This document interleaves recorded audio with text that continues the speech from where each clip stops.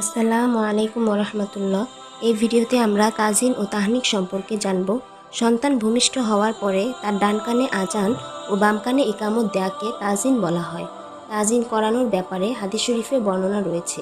এ প্রসঙ্গে হজরত উবাইদুল্লাহ ইবনে আবু রাফি রাদিয়াল্লাহু তাআলা আনহু বর্ণনা করেন, রাআইতু রাসূলুল্লাহি সাল্লাল্লাহু আলাইহি ওয়াসাল্লামা আযানা ফি উযুনি হাসান ইবনে আলিয়্যিন রাদিয়াল্লাহু আনহু হিনা ওয়ালাদাতহু ফাতিমাতু রাদিয়াল্লাহু আনহা বিসসালাহ।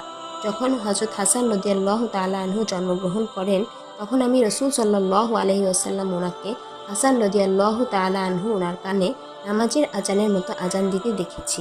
তিরমিজি, আবু দাউদ। অন্যত্র বর্ণিত রয়েছে, রাসূল সাল্লাল্লাহু আলাইহি ওয়াসাল্লাম ইরশাদ করেছেন, যার সন্তান হয় অতঃপর সে যদি সন্তানের ডান কানে আজান ও বাম কানে ইকামত দেয়, তাহলে তাকে উম্মুস সিবিয়ান তথা জিন জাতি শয়তান ক্ষতিগ্রস্ত করতে পারবে না।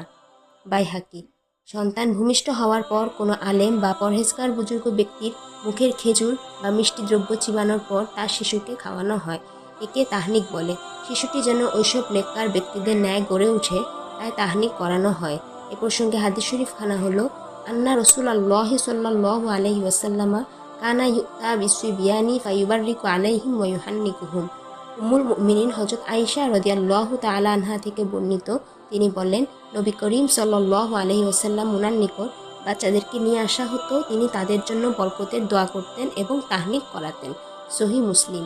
বর্তমানে তাজিন তাহনিক করার ব্যাপারে অনেক পিতামাতার মধ্যে উদাসীনতা লক্ষ্য করা যায়। তাজিন তাহনিক করা নবীজি সাল্লাল্লাহু আলাইহি ওয়াসাল্লাম ওনার সুন্নত, আপনার সন্তানের জন্য যা কল্যাণ ও বরকতের কারণ। তাই পিতামাতা হিসেবে আপনার দায়িত্ব হলো সন্তান ভূমিষ্ঠ হওয়ার পর গুরুত্বের সাথে তাজিন তাহনিক করা।